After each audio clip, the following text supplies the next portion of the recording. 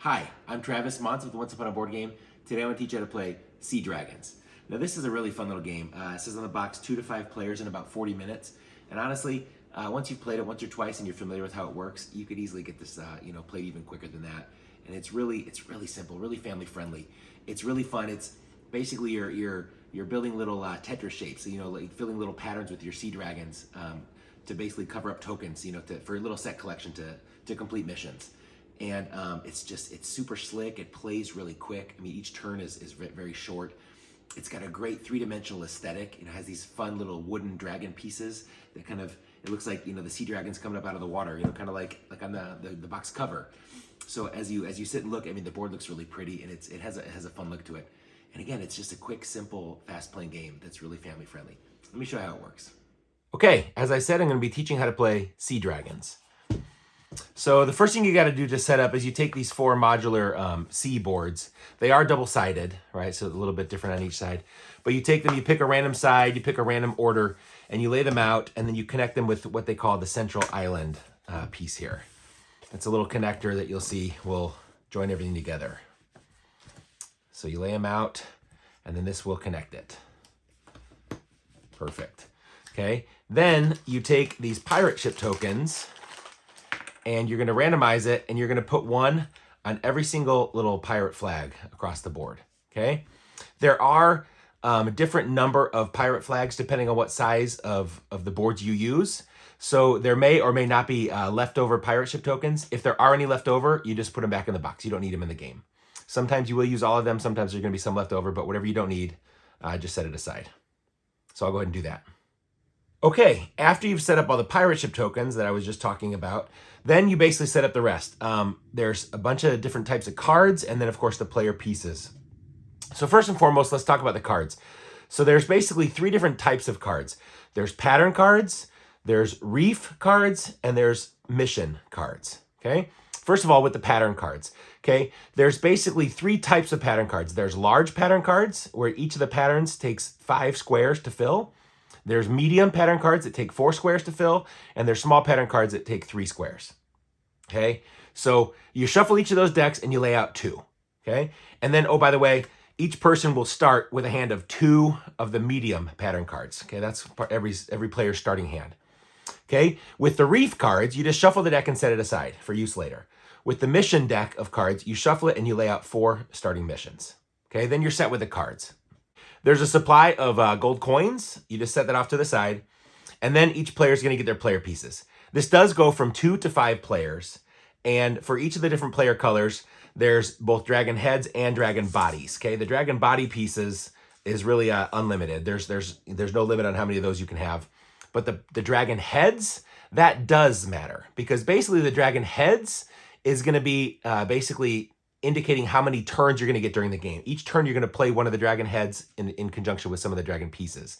So basically, in a 2-player game, you're going to get 14. You're going to get 14 turns. All the way up to a 5-player game, you're just going to get 7 heads. You get 7 turns during the game. There's a good little table in the rule book that shows how many dragon heads to use for each player count. Okay, as you can see, just refer to the rule book to make sure that you start with the proper number of dragon heads based on your player count. So in addition to the 2 medium pattern cards, and in addition to the proper number of dragon heads, each player will also start with 4 gold coins, okay? Once you've got that, you're ready to play, okay? So how does a game work? What are we trying to do? Well, ultimately, this is a game where the most points wins. Okay, here's what the scorecard looks like, and you're going to score points in a variety of different ways, as you can see here. First and foremost, every gold that you still have left in your possession at the end of the game is worth a point. Okay, so the more gold you have, the better, obviously. All of those pirate ship tokens that we just laid all over the map, all of those are worth 1 point each for any ones that you have left over at the end of the game. Okay, this symbol represents the sum total of points that you gained for completing mission cards. These cards over here on the side, they're each worth a certain number of points. Add it all up and that's what you score. This is a 5-point bonus for whoever has completed the most mission cards. And then finally, there's 4 symbols that correspond to the 4 quadrants of the board. Okay, there's a different symbol on each corner of the central island. And so this tells you basically there's going to be an area majority scoring. The person who has the most dragons in each of those regions is going to score points. Okay, so add all that up together and the highest score wins. Okay, so we know highest score wins. So how do we take turns? Okay, well, let's say I'm the start player. On your turn, basically you have two options. You can either play a card, which will effectively let you put dragons onto the board, and then you can do some other optional things as well. I'll talk about that turn in a second. Or if you can't play a card or you choose not to, you can always choose to just pass on your turn. Okay, let's talk about those two options.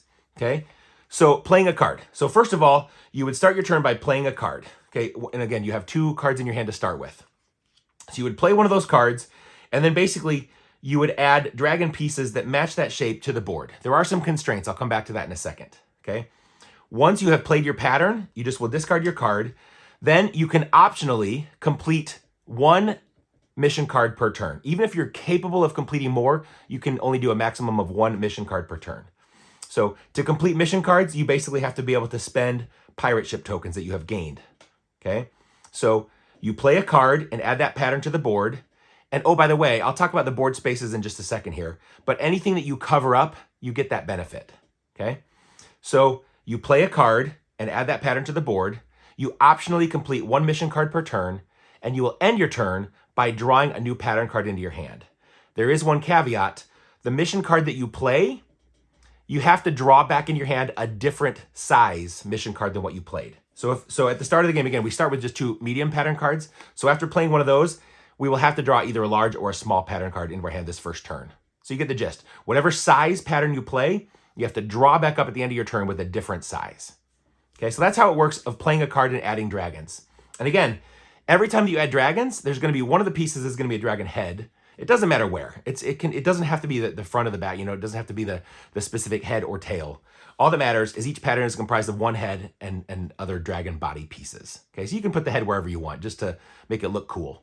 Okay, but you do have to add one head each time you play a card. One head and the rest body pieces, because that is basically the tracker of the game, the turn tracker. That's how many turns you get in the game. Okay, so that's the play a dragon card option for your turn. Okay, the other thing you can do on your turn, you can always optionally pass. Okay, so let's say maybe late in the game, maybe these pattern cards, they don't work, or maybe I don't have enough money to play, which I'll get back to why you would need money in just a second. Okay, for whatever reason, let's say I can't take a normal turn like I otherwise would. So if you choose the pass option, what you do is first and foremost, you can discard one of your cards. Okay, then that lets you draw back up a different size card into your hand. So hopefully on your next turn, you have better options of what you can play. Okay, so if you pass, you're going to discard a card and draw something else back up. Also, you will have to discard from the game one of your dragon heads, because even though you're passing and not adding something to the game board, that still is your turn, and you have a finite number of turns. Okay, and then as kind of a consolation for passing, you will get 2 gold from the bank. Okay, so your turn options are either play a card in which you would add one head and the rest body pieces, optionally complete a mission, and then draw back up with a different size from the type of card you played, or pass, in which case you would discard a card, discard a dragon head, and get 2 gold. Okay, and then of course, whatever card you discard, you would draw something else back from the supply. And when you draw back up at the end of your turn, you always can choose from the face down cards, or you can draw blind from the draw pile. Okay, so those are your options. Okay, so let's talk just super quickly about the game board. As you can see, there's obviously a whole bunch of these pirate ship tokens that we laid out to set up. You can also see there's a whole bunch of these gold coin spaces all over the place. Anytime that you put a dragon piece on those, you would just immediately get a gold coin from the bank. That would add to your supply of gold. And again, every gold you have at the end of the game is a point. There's also these reef spaces that you see on the board. Okay, anytime that you cover up a reef, you will draw 2 cards from the reef deck. All of the reef cards are beneficial. I'll show you what they look like in just a second. Talk about what they mean. Of the 2 cards that you draw, you choose one of them. The other card goes back to the bottom of the deck. Okay, so that's what happens if you cover a reef space. Finally, you'll see there's both these sea current lines here that effectively divide the map into the 4 quadrants. And there's also these whirlpool spaces. Okay, anytime that you put one of your dragons on dragon head or dragon body, it doesn't matter. If one of your dragon pieces goes on those shapes, on those spaces, either the sea current or the whirlpool, you have to pay 2 gold to the bank for each one of those types of spaces that you cover. Okay, so if you either cannot pay the gold or choose not to, then you just can't go there. Okay, that's maybe one of those reasons that you may need to pass later in the game. Maybe you don't have enough gold to be able to pay for the space that you want to go. It does specifically say in the rules, though, that gold that you gain as, you know, for part of the placement of your dragon, you can use that gold to help pay for the space that you're covering. So you can gain it and pay it in the same action. Okay. So again, if you cover a pirate ship token, you take it. If you get a gold, you get a gold coin. If you cover the reef card, you draw 2 and keep one of them. And then of course, if you go on a whirlpool or a sea current, you have to pay 2 gold to the bank for each of those spaces that you cover. Okay. And I will point out, you'll notice on this central island board, there are symbols. So you see here's 2 pictures of shells. That's telling me that this quadrant is the shell quadrant.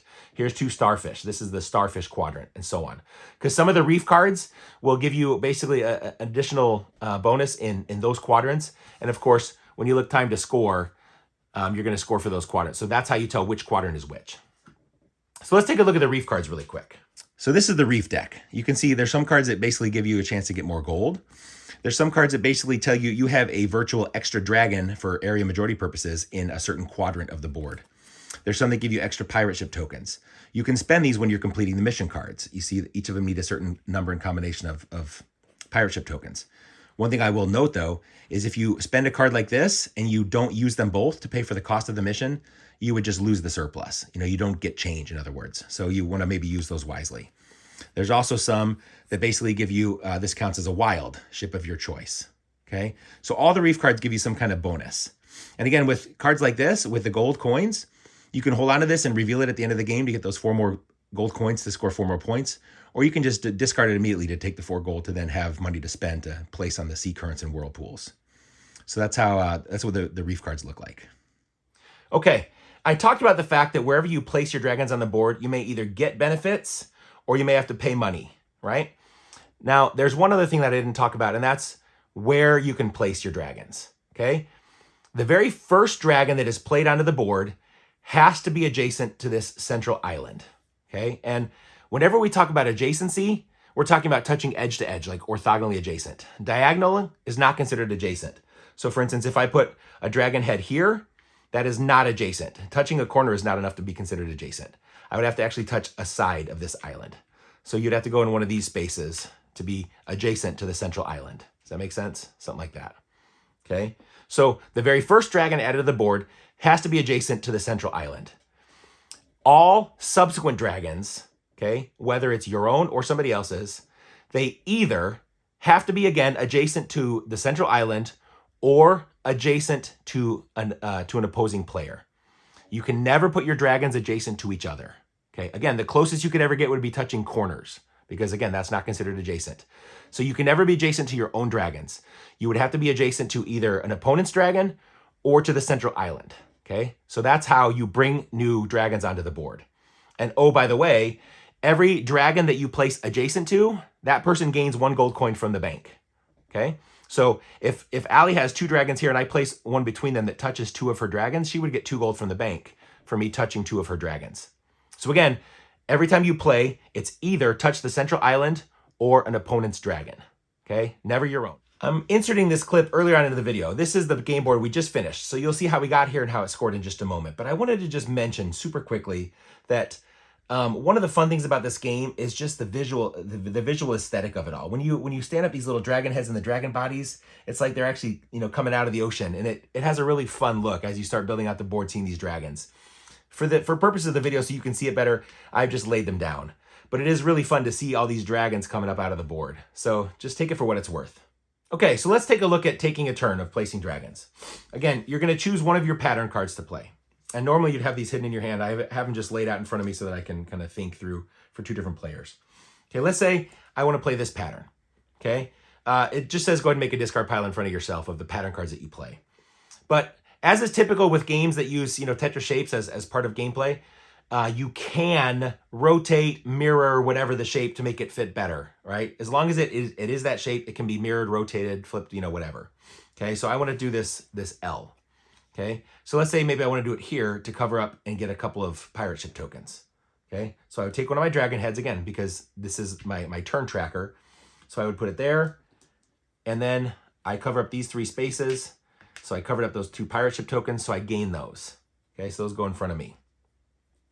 So that's how it works. If I had covered a gold coin, of course, I'd get a gold coin from the bank. If I would have played on one of those whirlpool or sea current spaces, again, I would have to pay.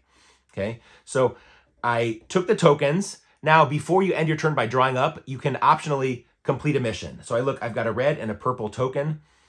That doesn't allow me to pay for anything yet. This would take a red and 2 purple tokens. So I'm not quite there. But I do also want to point out, whenever you're paying for missions, you can always pay a pair of the same. So if I had 2 reds, for instance, or 2 of whatever color, you can pay a pair of matching tokens as a wild to stand in for a different type of token that you might need. Okay, so always keep that in mind. Okay, but with just a single red and purple, I can't fulfill any of those requirements. So then I would just end my turn by drawing. And having played a middle-sized card, I have to draw either a large or a small. So I'll just go ahead and draw a large pattern card. That was my turn. Then it comes to Allie. Allie says, again, she would either have to be adjacent to me or to the central island. Okay, I'll just repeat that 1 or 2 more times, and then I'll stop saying it because I don't want to get repetitive, but I want to make sure that you're tracking. Whoops, I bumped that over. That goes there. All right, Allie, she doesn't necessarily want to just start the game giving me a chance to get an extra gold from the bank by playing right next to me. So she will play somewhere else. Maybe she'll play this long straight pattern card. So she takes one of her dragon heads and she'll go, looking at the thing, she says, hey, if I get a red and a blue, I can just complete a quick mission. So she says, I'll put a dragon head there, and then I will put the 3 body pieces, boom, boom, boom, there, and there, right? So she put that shape on the board. She gained tokens. She did cover a whirlpool, so she has to pay 2 gold for covering that spot. So she pays that. And then before she draws, oh, and that should have replenished at the end of my turn, sorry. Okay. Before she draws back up, she says, hey, can you complete a mission? She can. With a red and a blue, she can complete this mission card right here. So the ones that you spend, it says, throw them in the box lid where you see all the shipwrecks of old. You totally don't have to do that, but it's kind of funny. It says that in the rule book. Okay. And so she gains this pattern card, or this mission card. And you see at the bottom, this tells her she's going to score 7 points. So some mission cards just give you a flat amount of points. Some mission cards, like this one, for instance, says I'm going to score points and I'm going to get a reef card. Similar to when you go on those reef spaces on the board, getting a reef card lets you draw 2 and choose one of the 2. The other card would go to the bottom of the deck. Okay, so Allie completed this red and blue, so she sets that aside. Then that would replenish, and then she would end her turn by drawing, again, a shape different from a medium. So she will draw one of these ones, another large pattern. That's her turn, so we replenish the supply there, and that's her turn. Then it would be back to me. Again, I could either go somewhere else on the central island, or I would have to touch Allie's dragon. Okay, so looking at these, I say, you know what? I see a chance to get some more ship token or pirate ship tokens. So if I take this but I mirror it, I can go here. I'll just put it on top of the thing so you can see the pattern, and then I'll take it off. I can go there, there, there, and there. Okay. So it's this shape, but mirrored, right? Because you can mirror, rotate, whatever. So there's that shape. So I would get these tokens. I would get these 2 pirate ships, and I'd get a gold for covering that spot. So I get the pirate ship tokens, and I get a gold. And don't forget, I played adjacent to Allie, so she also gets a gold from the bank. Okay, this goes in my discard pile. Then before I draw back up, I say, hey, can I complete a mission? I've got 1 of each color. Right now I need 2 purple or 2 green, and the other ones are 2 purple. I could get this one. It's got a blue and a green and a purple, so why not? A blue, green, and purple. I can spend those to get this. This will score me 8 points and let me get a reef card. So I'll just set this down here for now, and I can draw 2 reef cards and choose between them. So again, this would either give me a wild of my choice in helping pay for missions, or this counts as 2. This is, hey, that's better. That's 2 instead of just 1. So maybe I'll keep this card. So I can just set that aside and then use it whenever I choose later on. So that would get replenished. This would go to the bottom of the reef deck. Maybe I'll just take 1 or 2 more turns, and then I'll jump forward to how the game might look later on. Okay. So back to, I need to end my turn by drawing. I played a large, so I need to draw medium or small. I say, how about, I've already got one of that shape. How about I get this square? Okay. So that replenishes. Then Allie says she would like to play this shape, okay? And she wants to do that up over here. She wants to get a reef card as well. So she'll go there, and there, and there, and there. So she gets this red pirate ship token, and she covered a coral reef, so she gets to draw 2 and keep one of them. So she's thinking, do I want some extra gold or gold? she'll take the gold. And she will just go ahead and immediately say, you know what? There's no sense holding on to this till later. I'll just discard it now to get 4 more gold. She could hold on to that later to keep it a surprise, but she says, you know, who cares? All right, so she played that, and she played adjacent to me, so I get a gold from the bank. And then she would draw back up, again, a different size than the medium. She will take this long, straight 5. So she's got a couple of size 5 pieces, or size 5 shape cards. All right, then it's back to me. And there's some I haven't mentioned yet. Let's talk about how area majority scores really quick to understand why you might or might not do certain things with placement. Okay, here's a good example in the back of the rule book that shows how the area majority scoring works for each of the 4 quadrants of the board. Okay, so what you do at the end of the game, and again, you examine each quadrant individually. So you'll do 4 of these scorings for each of the 4 quadrants. First of all, you look who has the most dragons in that region. Okay, so the green dragon has 1, 2, 3, 4 dragons. Purple has 1, 2, 3, and a 4th virtual dragon because of that reef card that they have. So they're tied. They each have 4 dragons. Pink has 2 and orange has 2. Okay, so pink and orange are out of it. They don't have enough. So when there's a tie, so green and purple both have 4. When there's a tie, the way that you break the tie is you count the number of dragon pieces.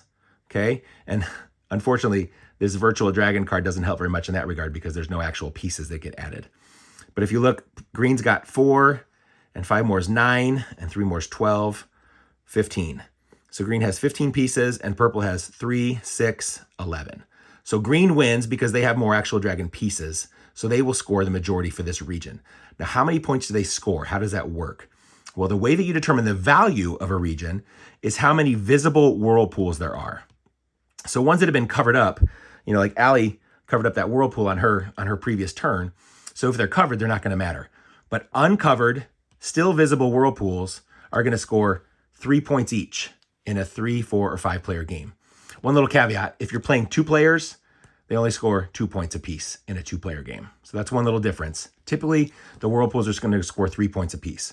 So if you look, there's 1, 2, 3, 4, 5, 6, 7 whirlpools still visible. So at 3 points a pop, the 7 whirlpools are worth 21 points to green, who had the majority. Okay. Then you also score a second place. Whoever had the second most dragons would score second place points. And the way you do that is you take half of the first place points rounded down. So half of 21 is 10.5 rounded down. Purple would score 10. So that's what you're going to do for each of the different quadrants. Okay. If there's a tie, if green and purple both had, the 4 dragons, if there's still a tie with the number of dragon pieces, they would both share the first place points. Okay. If there's a tie, and if there's a tie for first place, you would not award second place points.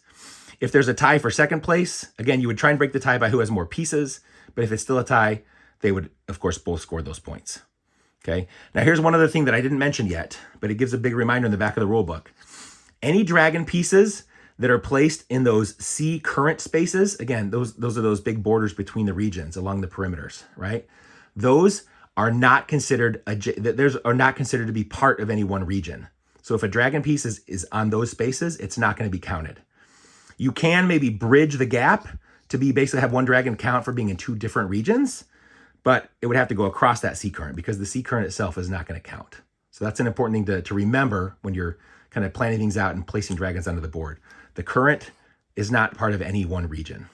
Okay, so it's my turn. And let's say I want to place this, play this square piece. Okay, so for that pattern, I grab a head. And I could place adjacent to Allie's dragon to maybe come over here and get a coin and a red ship and pay for the whirlpool. But hey, let's maybe these regions are unexplored. So let's come over here. So I put a dragon there, and then the body pieces. Okay, so I made the square. I get a pirate ship token. I look, can I complete a mission? Well, I've got this card that gives me a red and a purple, and I've got another red and another purple. So I've got 2 of each. So how about this one right here? This takes 2 purple and a red. So I'd say that's a purple, and that's a purple, and that's a red. Again, a reminder, like I said when I was explaining the cards, if I were to pay and I didn't use both as part of the cost of the card, I would just lose the surplus. So you want to make smart use of these. So that counts as the 2 purple and red that I need for this mission card right here. So I complete that. It's going to score me 8 points, and I immediately get another reef card. Okay, so I'll draw 2 and choose one of them. Again, this could be a wild ship token when I'm paying costs, or this gives me a virtual extra dragon in the shell region right here. So maybe I'll hold on to that for trying to get points at the end of the game. This would just go to the bottom of the deck. Okay. And then I want to maybe point out one thing that Allie could do on her turn to talk about how you can maybe bridge the gap. Like I was, I need to end my turn by drawing. I played a medium card, so I need to draw a large one, or a small, so I'll take this one.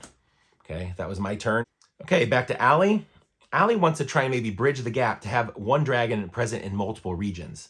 So she's looking at this big, long, size 5 dragon card. She wants to play that one. And she'll do it along the edge here to maybe get a couple of tokens. So again, she'll take one of her heads. She can't start there because that would be touching her own dragon. But she can start maybe there because then she'll be adjacent to mine. Okay, so she'll get this token. And then the body comes along like this.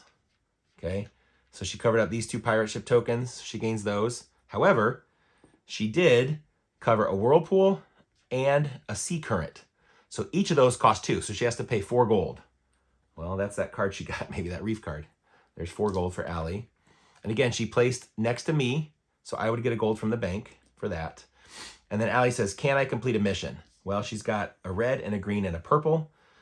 She's almost got this one. She needs one more green. So she's going to hold off for now and try and get that on her next turn maybe. Okay, so then Allie would end her turn by drawing back up. She'll take maybe another straight one. Okay, now again, reminder, at the end of the game, this piece itself will not count, okay, because that's on a sea current. Those are not considered in any region. But when we're scoring majorities, this one dragon is going to be considered to be present in both this quadrant and this quadrant, if you see what I'm talking about. So that can be a strategic move. Yeah, it's going to cost a bit of money, but that can be helpful for trying to get those majorities in multiple areas. Okay, so that's something to think about. I'm going to skip ahead to show you what the game board might look like closer to the end of the game. Okay, as you can see, the game is not quite over. We each have 1 dragon head left, so we each have 1 turn remaining, but the board's pretty full. And it's back to me. Thankfully, neither one of us has had to take one of those past turns where we had to just discard a dragon head. We've been able to play pretty smartly up to this point, although maybe not quite so smartly, because a lot of this vacant space where there's more tokens, more of those pirate ship tokens, I can't necessarily go there because I would have to play adjacent to my own dragons to get there.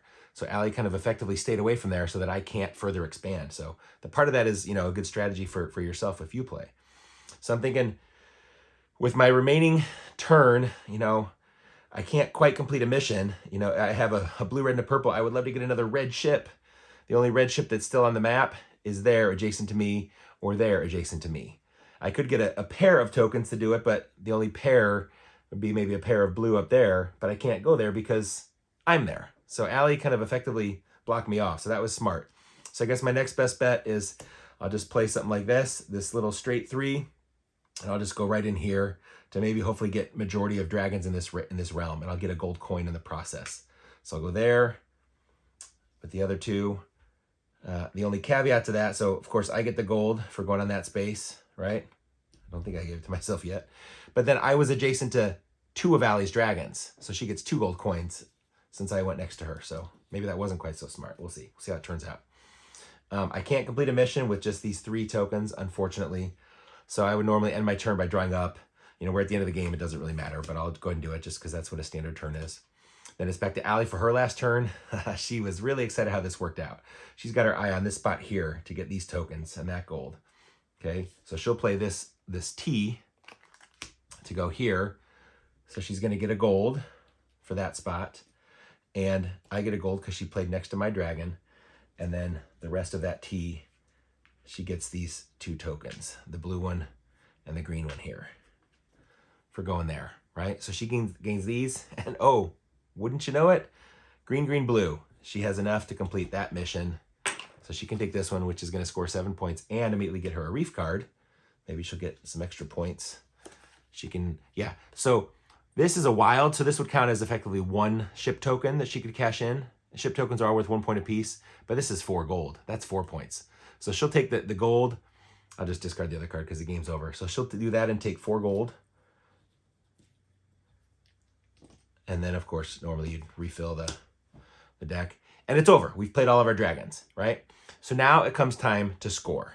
Okay, so all of our unused And again, she would end her turn by drawing a card, right? But it's over, it doesn't matter. So we're gonna set all these other things aside to make a little room to score. We'll get rid of these mission cards. Okay, so here's what I had. I was able to get some of those reef cards. I have one extra, I have one for each of the 4 quadrants. So I have one virtual extra dragon everywhere. So that's kind of handy. So we'll see how this all works out.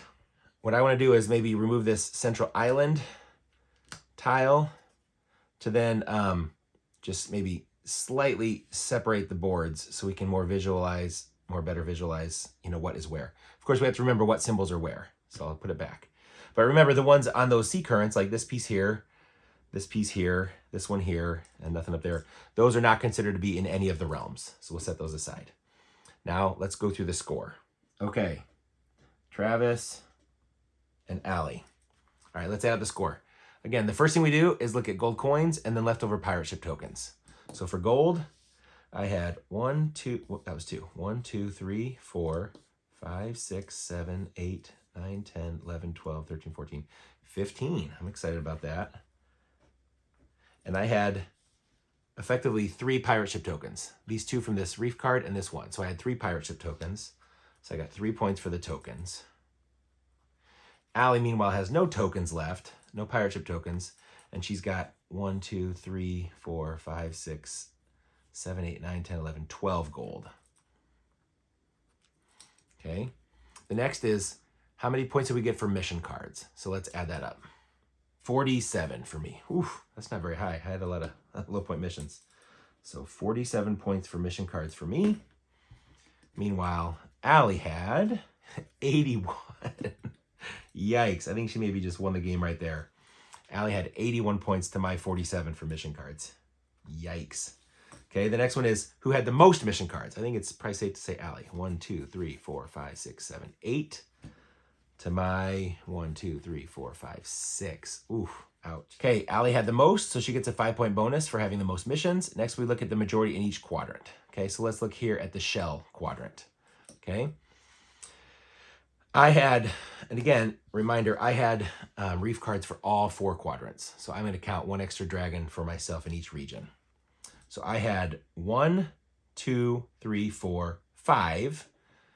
Allie had reef cards, but she only had it for the jellyfish and the starfish, which is this quadrant and this quadrant. So she'll count extra for those ones, but not this one. So I had the 5 to Allie's 3. I win majority. How much is it worth? Let's see. Again, normally in a 3, 4, 5 player game, each visible whirlpool is 3 points, but in a 2-player game, each one is worth 2 points. So 2, 4, 6, 8, 10, 12, 14, 16, 18, 20, 22. So 22 points to me for the shell region. And Allie, as second place, would get half of that, so she'll get 11. Next, let's look at the jellyfish region. Allie, again, did have a reef card for that, so that's 1, 2, and again, this dragon did span, so this counted over here and over here. So the 1 virtual, 2, 3, 4, 5 for Allie, and I had my 1 virtual. 1, 2, 3, 4, 5. So 5 to 5. So the tiebreaker is who had more dragon pieces. So Allie had 1, 2, 3, 4, 5, 6, 7, 8, 9, 10, 11, 12, 13, 14 to my 1, 2, 3, 4, 5, 6, 7, 8, 9, 10, 11, 12, 13, 14, 15. Woo-hoo-hoo, that was close. I won the tie, so I win this quadrant. Okay, and so I get 2, 4, 6, 8, 10, 12, 14, 16, 18, 20. 20 points to me for the jellyfish region. Allie gets half of that. She gets 10. Okay, next let's look at the fish region. Again, I have a bonus one for that. Allie does not. So I have 1, 2, 3, a little piece for a 4th dragon to Allie's 1, 2, 3, 4, 5. So even with my virtual, Allie still had more dragons. She wins this region for 2, 4, 6, 8, 10, 12, 14, 16, 18 points for Allie for the fish region. And I get half of that, so I get 9. And then finally down here, Allie and I both have a virtual dragon in this with our cards. So Allie's got the 1, 2, 3, 4, and this little piece is part of a 5th dragon. So she's got 5, and I've got 1, 2, 3, 4, 5. We each have 5. We're tied again. Tiebreakers, who has more dragon pieces? 1, 2, 3, 4, 5, 6, 7, 8, 9, 10, 11, 12, 13, 14, 15, 16 for me. 3, 4, 5, 6, 7, 8, 9, 10, 11, 12, 13 for Allie. So I win this majority as well. So it's worth 2, 4, 6, 8, 10, 12, 14 points. So 14 points for me, and Allie gets half of that. She gets 7. Let's add that up, and higher score wins. 130 for me, and for Allie, 144 for Allie. Dang it, 130 to 144. So I won almost every region, but she crushed me on mission cards. So, c'est la vie. So she won, womp womp. But that's how you play Sea Dragons. So that's Sea Dragons. As you can see, it's simple. Play a card, put your dragons on the board, and if possible, complete a mission. Then end your turn by drawing another card. It's as simple as that. And, you know, in a 2-player game, you have the most turns, obviously, because you have the whole board to fill up. But, you know, you have fewer and fewer of those dragon heads with 3 or 4 or 5 players. I think in a 5-player game, each person only has 7 dragon heads. You know, so you get 7 turns. 7 turns and it's it, you know, the whole game. And so the games are quick, you know, and so you try and make the best move, you know, you try and, you know, get the best bang for your buck, so to speak. You know, you want to maximize your placement to get the most tokens to complete those missions, get some extra, you know, coins, try and get the majorities in the certain regions. It's quick and easy, as you can see, you know, from the little run through. But hopefully this has taught you how to play the game well enough, at least, to sit down and pick it up and play it yourself. It's one that we've had a lot of fun with, and hopefully you can understand why from watching the video. If you have any questions or comments, please let me know. Again, I'm Travis Simone with the Once Upon a Board Game. I appreciate your time. If you give me a chance, give me a like and a subscribe. Thanks.